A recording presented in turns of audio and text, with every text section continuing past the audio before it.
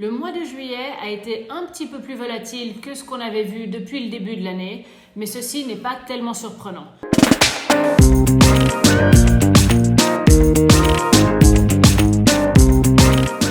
Nous sommes entrés dans une période avec moins de visibilité.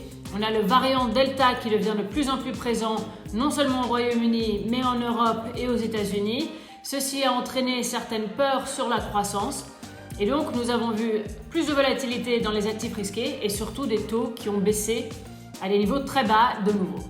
Mais nous restons constructifs sur les prochains mois et sur la deuxième moitié de l'année en général parce que nous pensons que la croissance va se maintenir, que le variant Delta ne devrait pas amener trop d'hospitalisation si les populations sont plutôt bien vaccinées, ce qui a l'air d'être le cas en Europe. Et donc, avec une croissance qui se maintient, l'appétit pour le risque devrait rester plutôt fort dans les prochaines semaines et les prochains mois. Nous restons donc surpondérés sur les marchés actions. Nous continuons à penser que les taux vont remonter, surtout depuis les points actuels, en vue d'une croissance qui tient et d'une inflation qui sera un petit peu plus élevée que prévu pendant plus longtemps que prévu.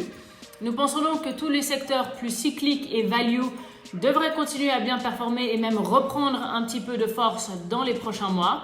Et nous gardons donc cette position-là. Au niveau taux, nous restons prudents parce que les taux devraient remonter. Ceci veut dire qu'en termes de duration, on reste plutôt court et on préfère ajouter du risque crédit à nos portefeuilles.